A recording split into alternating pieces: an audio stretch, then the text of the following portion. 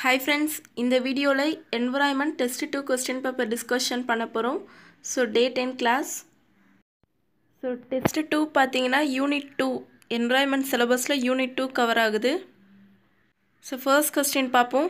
These elements or mineral nutrients are always in circulation, moving from non-living to living and then back to the non-living components of the ecosystem in a more or less circular fashion.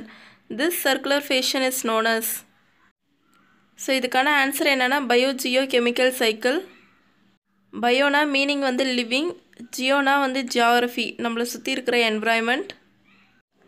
So இந்த லிவிங்க்கும் இந்த நான் living காம்போனன்ட்ஸ்க்கும் இடைப்பட்ட இந்த circulation, அதாவது chemical circulation தான் பார்த்திங்கன்னா biogeochemical cycle.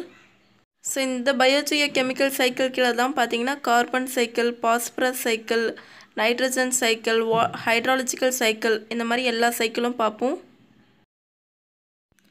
Next one பார்ப்போம். Which element describe about this statement? So first statement பார்ப்போம். It is a minor constituent of the atmosphere as compared to oxygen and nitrogen.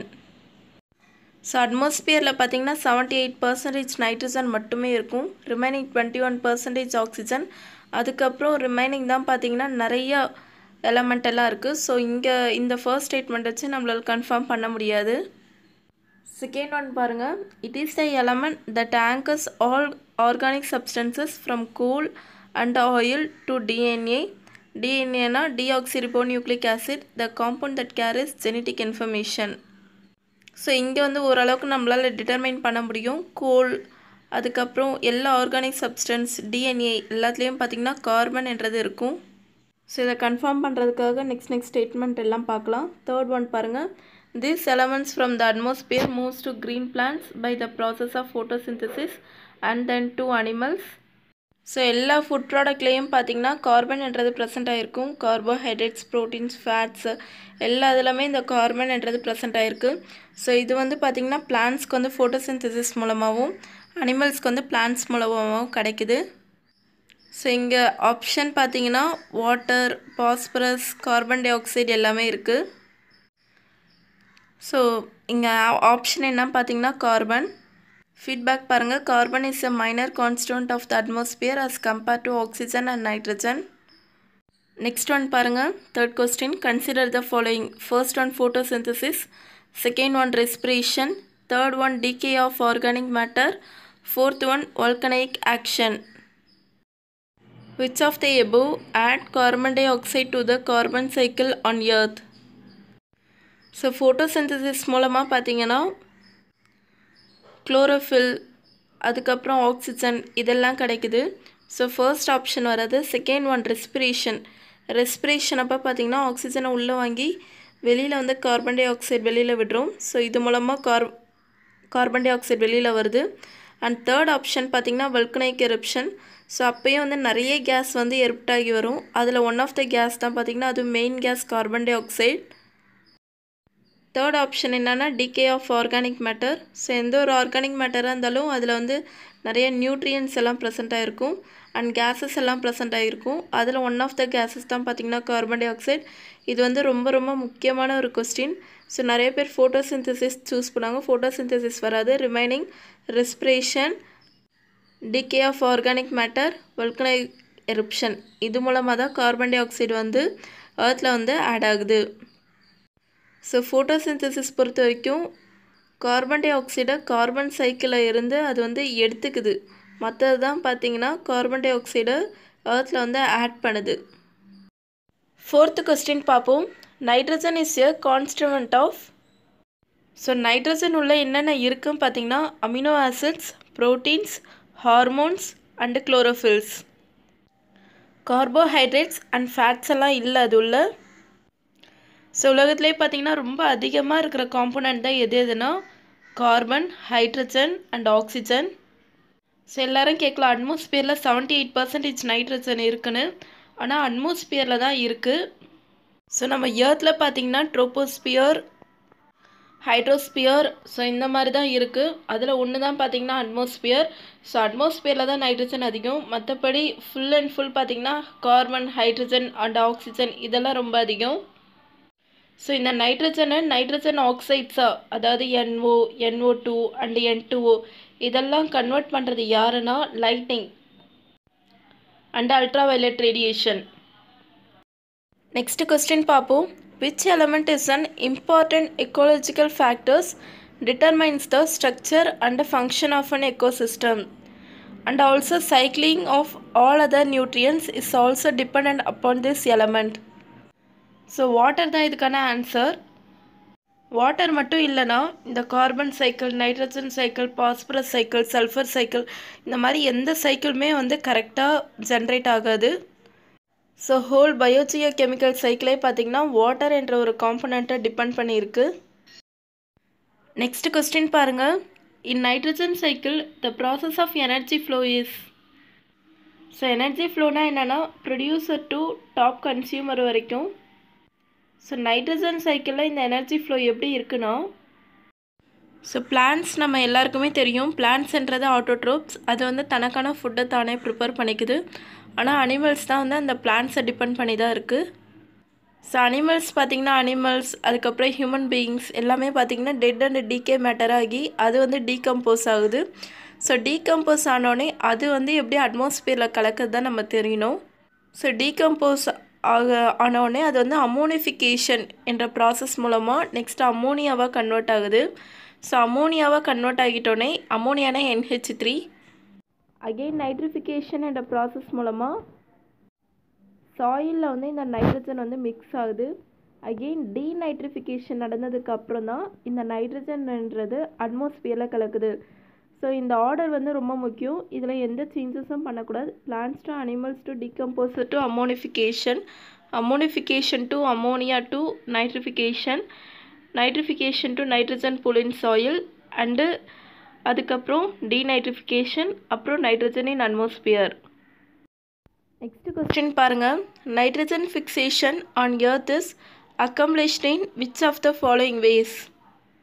So nitrogen fixation என்ற process எதுக்காக பார்த்திங்கன்னா, அதாவது agriculture ஆக்டிவிட்டீஸ்க்கு பார்த்திங்கன்னா அது வந்து அந்த பிளான்ட்ஸ் க்ரோத்துக்காக நைட்ரஜன் என்றது தேவைப்படும். ஸோ அது வந்து டைரெக்டாக கிடைக்காது. அட்மாஸ்பியரில் இருக்கிற நைட்ரஜனை ஸ்ட்ரெயிட்டாக உங்களால் வந்து அந்த பிளான்ட்ஸில் ஆட் பண்ண முடியாது. ஸோ அதனால தான் நைட்ரஜன் ஃபிக்சேஷன் என்ற ப்ராசஸ் மூலமாக அதை பண்ணுறாங்க. ஸோ அதை பண்ணுறதுக்கு என்னென்ன ப்ரொசீஜர் தான் பார்த்திங்கன்னா, ஃபர்ஸ்ட் ஆப்ஷன் என்ன கொடுத்துருக்காங்கன்னா பை மைக்ரோ ஆர்கானிசம்ஸ்னால் bacteria and blue green algae. So இந்த ஆப்ஷன் கரெக்ட். மைக்ரோ ஆர்கானிசம் என்ற பாக்டீரியா ப்ளூ க்ரீன் ஆல்கே மூலமாக இந்த நைட்ரஜன் ஃபிக்சேஷன் பண்ண முடியும். Second one, certain micro organisms are capable of fixing atmospheric nitrogen into ammonia.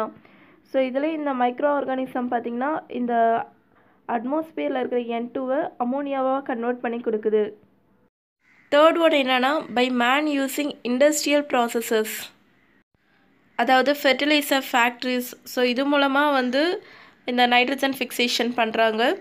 Next one என்னென்னா to a limited extent by atmospheric phenomena such as thunder and lightning. நம்ம already பார்த்தோம் nitrogen to nitrogen oxides அதெல்லாம் convert பண்ண lighting use ஆகுதுன்னு.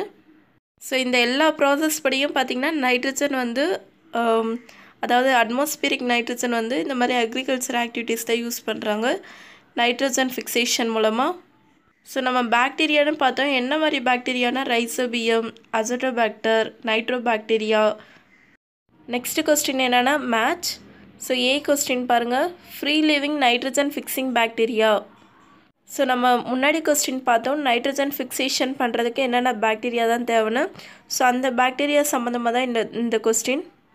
So free living nitrogen fixing பாக்டீரியானா இதுக்கான answer என்னென்னா azotobacter. Second one, symbiotic nitrogen fixing bacteria. So இதுக்கான answer என்னென்னா ரைசோபியம். அண்ட் சி, சைனோபாக்டீரியானா அதுக்கான ஆன்சர் ஆனபைனா. ஃபோர்த் ஒன் லெக்யூமினஸ்னால் அதுக்கான answer root nodules. First one பாருங்கள், free living nitrogen fixing bacteria.